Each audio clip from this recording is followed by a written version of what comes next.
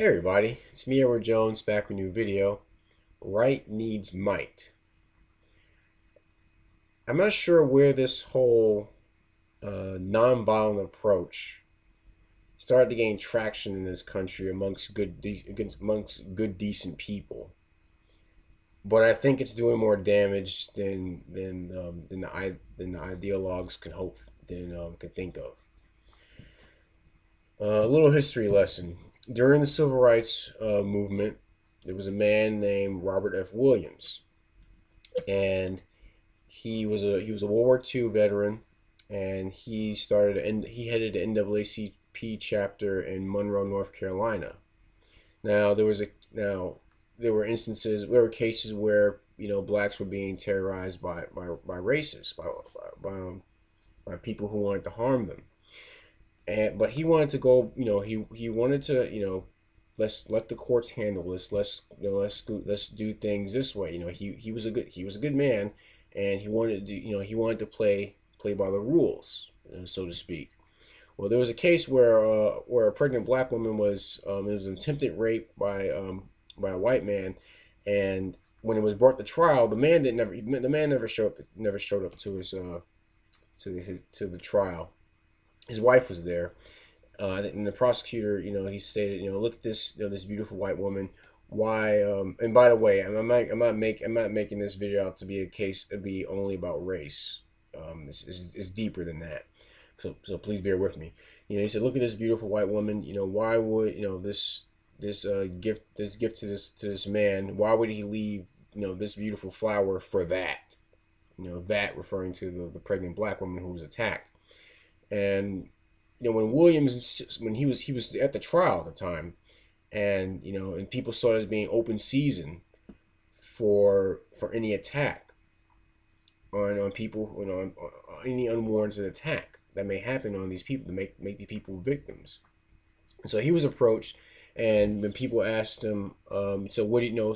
What's the plan now?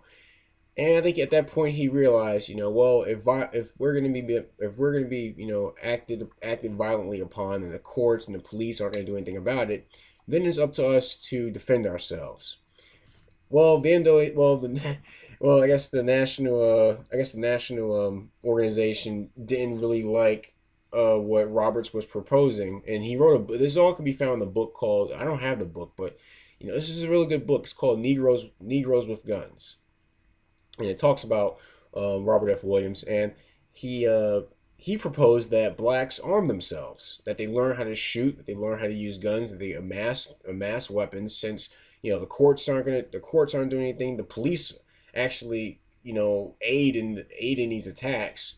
So it's up to blacks to defend themselves. And the national chapter of the NAACP didn't like that. They thought it was I guess it didn't fit the narrative they were trying to push. So they suspended. I think they suspended his leadership role, or just suspended his chapter. To which he followed by creating an NRA chapter in Monroe, North Carolina, and to where it instructed blacks on gun ownership, and how to shoot, how to defend themselves.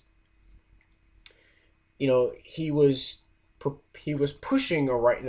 pushing something that was right, but he later realized it would take might in order to make a dent. Um, another example, there was an organization, I believe it was in Mississippi. I believe it started in Mississippi. It's called Deacons for Defense.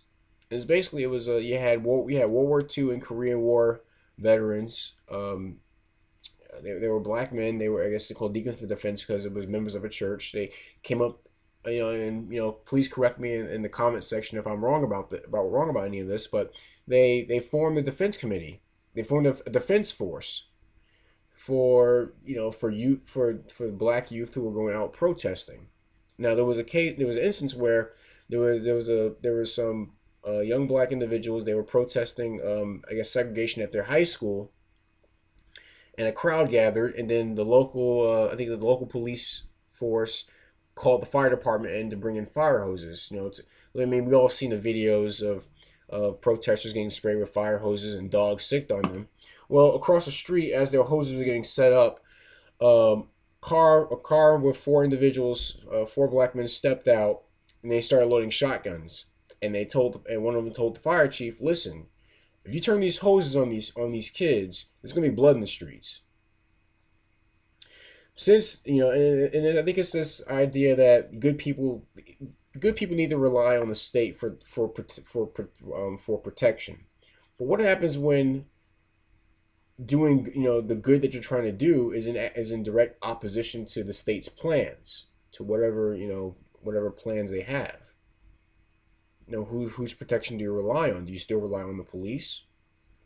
I bring this point up because this was from the discussion I was having with a friend of mine about what about what happens when should if a militia were to come to the aid of the people and to the protesters in Ferguson, Missouri, or over this thing that's going on over there.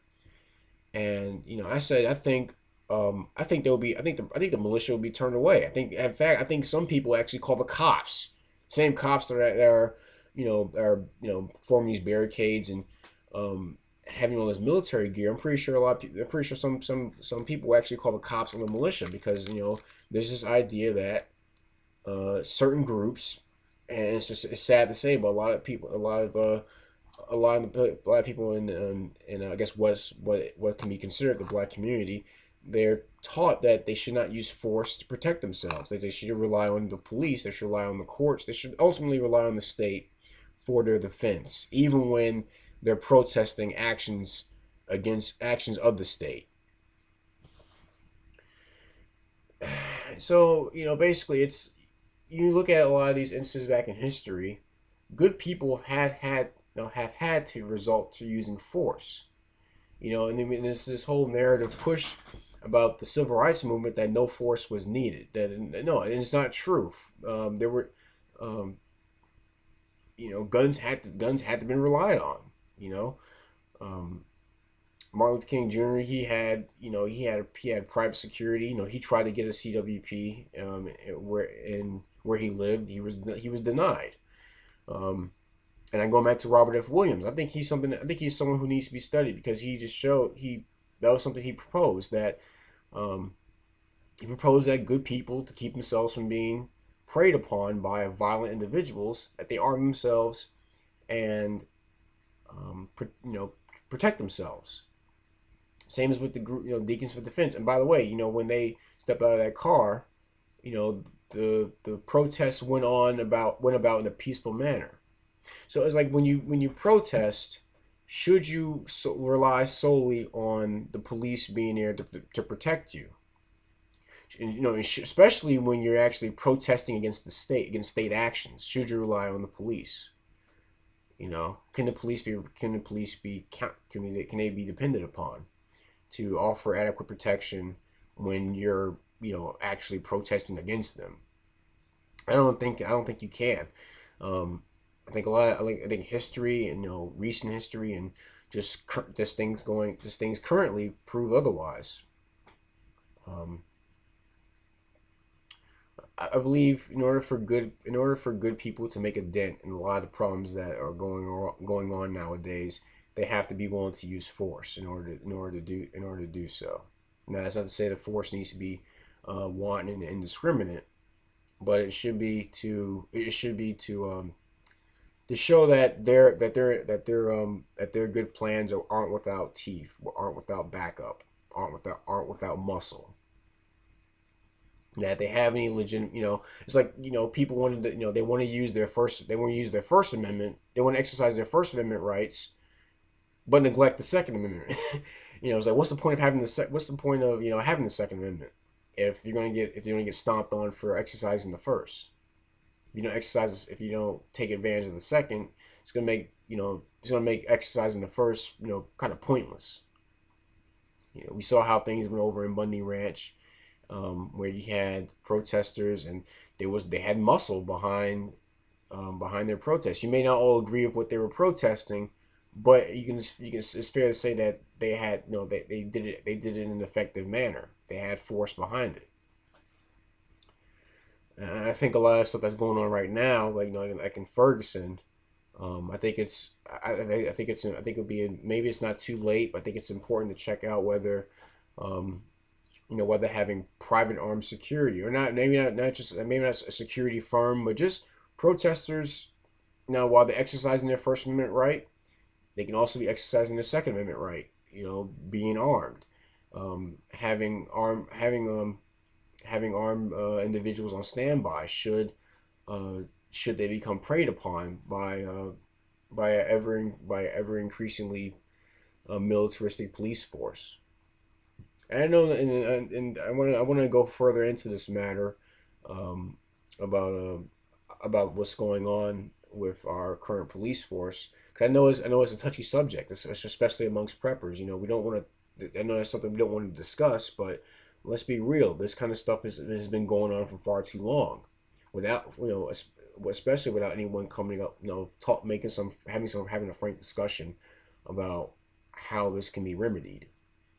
But please like to see what comments you have about the about this topic. I'm interested in hearing everyone's thoughts and how they feel about what I just said.